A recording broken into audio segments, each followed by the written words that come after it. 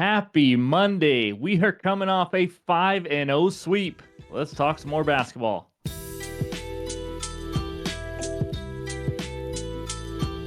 What's going on, everyone? Welcome back in to another episode for Just a Bet Outside. I am your host, Steven.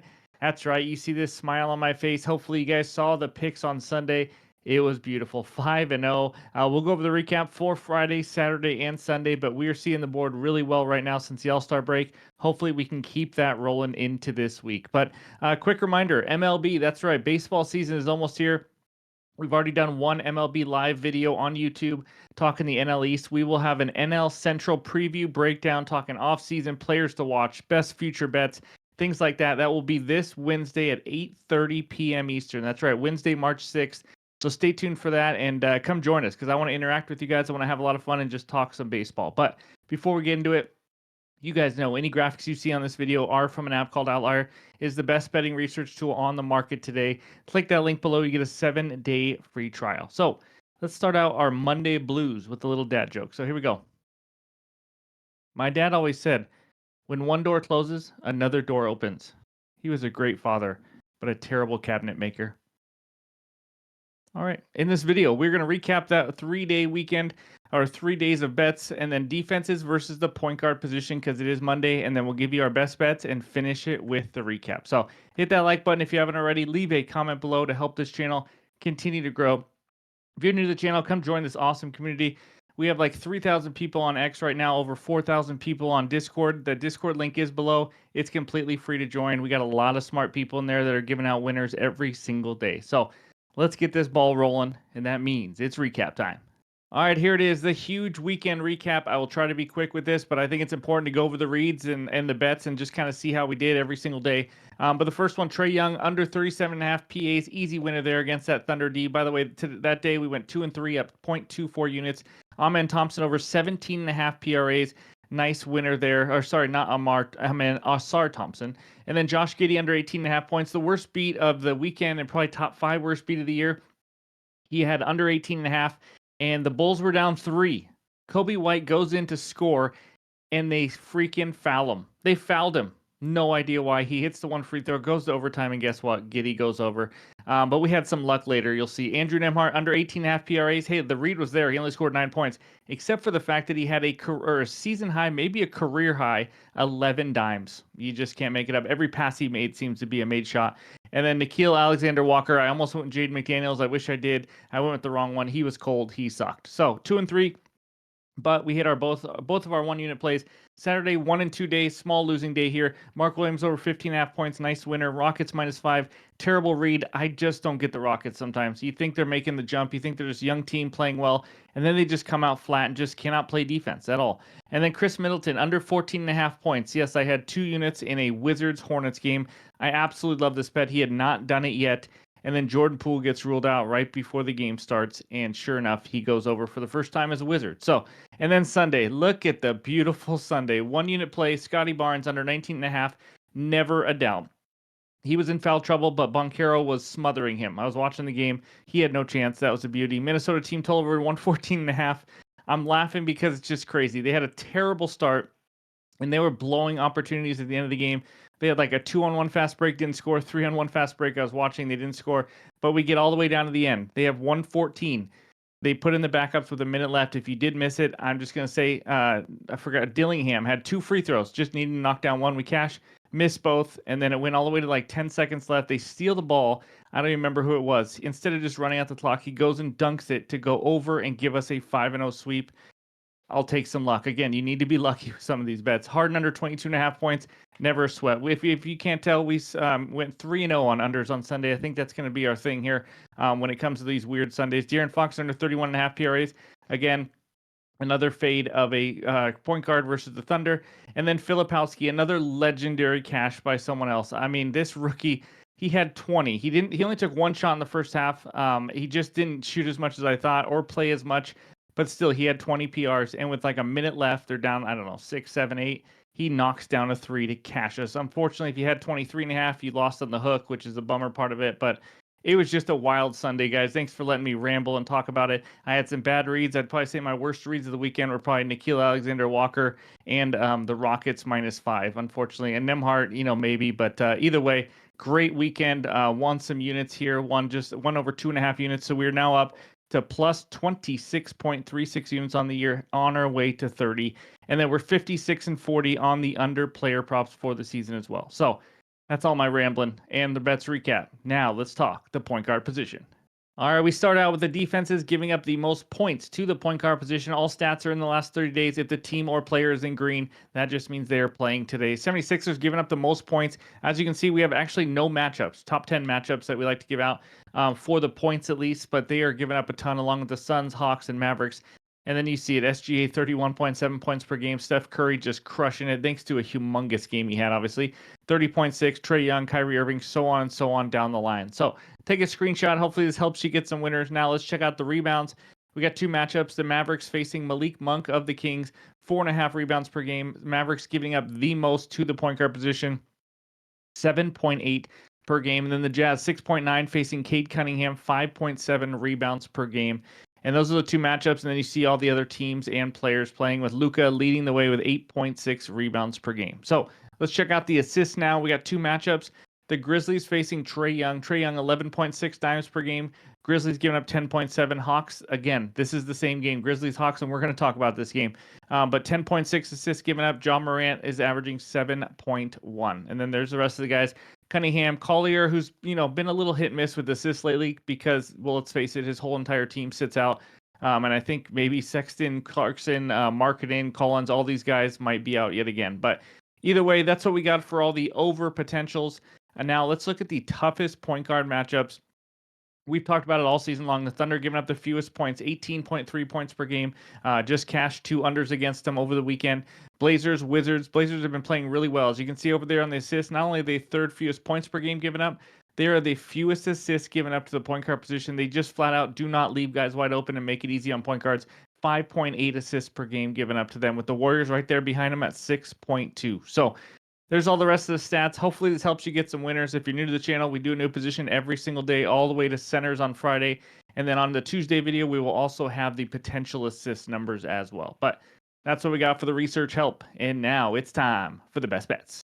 All right, this first one takes us out to Memphis, Tennessee, where the Grizzlies host the Atlanta Hawks. Grizzlies -8, a total of 253.5. I'm sorry if you spit out your coffee. That is correct, 253.5. I have to take it. I just have to, guys. First bet, under 253.5, -110 on FanDuel. This is a half unit play like I do on most of my spread total bets.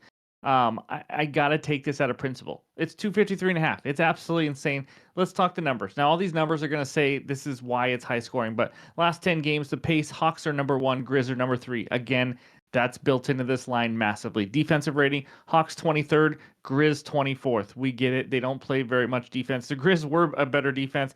They just haven't been playing that well, but I get all the reasons. But again, we can cash this under with a 130 to 120 score.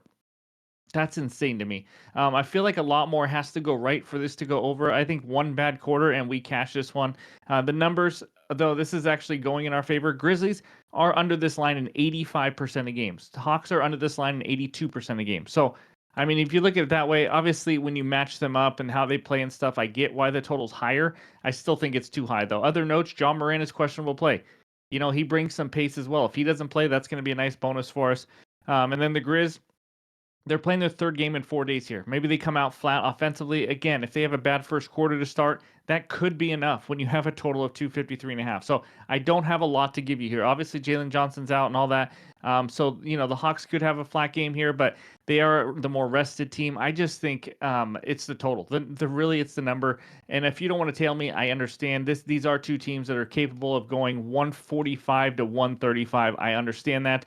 Because they're fast teams, but it's a play on the number here for me, not necessarily of them, because I can't really say this is why it's going under, other than the fact that I like the number, because I think it should be in the mid 240s. This number just seems a little high for me. So give me the under 5 million as my first best bet. All right, this second one takes us out to Charlotte, North Carolina, where the Hornets host the Golden State Warriors. Warriors, a huge -12. Total in this one, 224.5. I got a 1-unit play. It's on a guy we just cashed, but we're going to fade him. Give me Mark Williams under 15.5 points, minus 125 right now on ESPN Bet, also on FanDuel. Like I said, 1-unit play. We just cashed his over in points pretty easily. Now it's time to fade the big fella. I'm expecting LaMelo. Well, I know LaMelo's going to play possibly Miles Bridges again, which will take some usage away from him. But Hornets unders when they've been getting blown out is kind of something I've been looking at more lately. But let's dive into Outlier and look at some more of these Mark Williams numbers. So we're going to start last 10 games here in the beautiful Outlier. As you can see, he's under in 6 of the last 10, but he's coming off 2 big games. I get that. He went way over. But if you look at these teams that he's actually faced when he's gone over, we're going to start right there. The Wizards ranked 30th against centers. Then we go to the next one. How about the Mavericks? They are ranked 16th, but listen, they are much worse lately. All their big men are out. We know that. And then we go to the next time he went over in the last 10. How about the Wizards again? Again, these are teams that are terrible at defending the paint. And then the next one after that was the Denver Nuggets. They cannot defend the paint. Jokic is not a guy who's a rim protector. So there's a common theme here, and we're going to talk about that more lately. But those 4 teams struggle against the big men. Now, if we scroll down and kind of look at some more numbers as well, if you look at some of the, you can kind of see underneath the green bars and the red bars, on those green ones, which means he went under, they're against good defenses, especially against the paint. You see a lot less volume. I mean, we're talking 8 shots, 7 shots, 8 shots right there in the middle.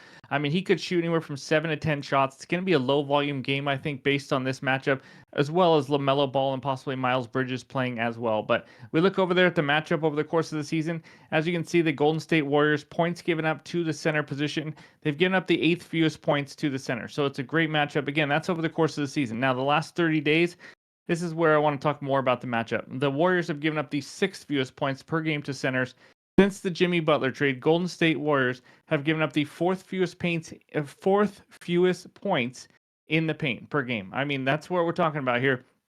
Can you defend the paint? Because that's what it comes down to with Mark Williams. They have the 3rd best overall defensive rating as well. We know they've been playing well. Now, why is defending the paint at an elite level so important here? Well, Mark Williams has an 88.6% frequency of his shots in less than 10 feet. This guy scores in the paint. That's just what he does. He struggles when he faces teams that know how to defend the paint. He's not a guy hitting long mid-ranges or threes or anything like that. On top of that, the Warriors are 10th overall and even better lately versus the pick-and-roll big man.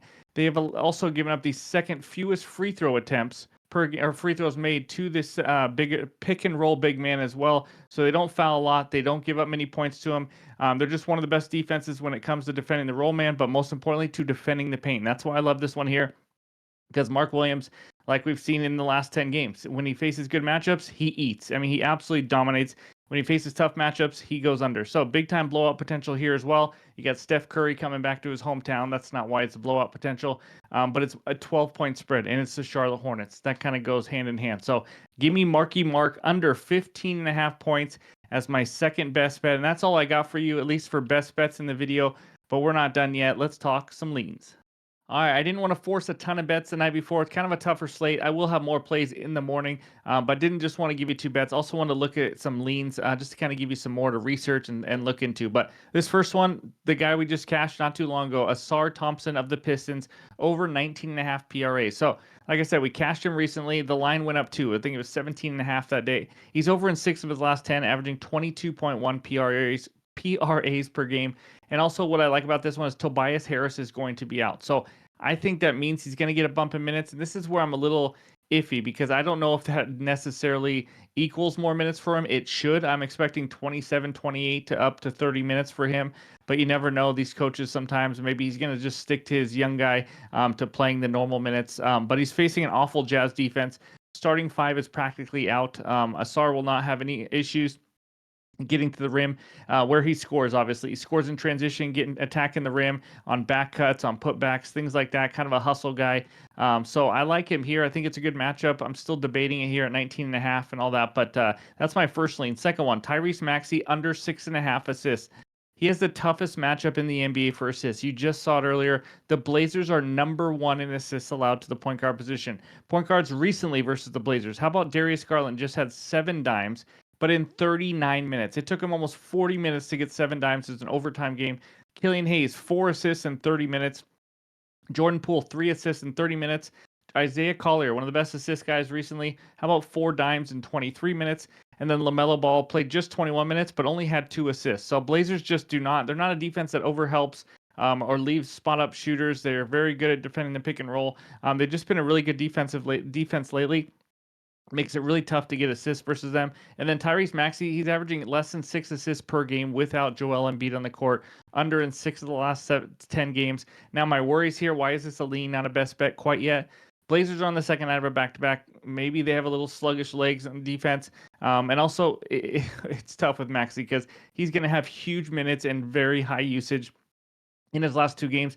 43 and 39 minutes. I mean, that's just crazy to me, but I still like the under here because of this matchup and what they've been able to do to point guards. So Maxey under assists, Asar Thompson over 19.5 PRAs. Again, these are just leans. I'm one of these or both may be added as best bets. Maybe none of them in the morning. We will find out, but just wanted to kind of give you some more ideas as well. So that's what I got though. Before we get out of here, let's check out the recap.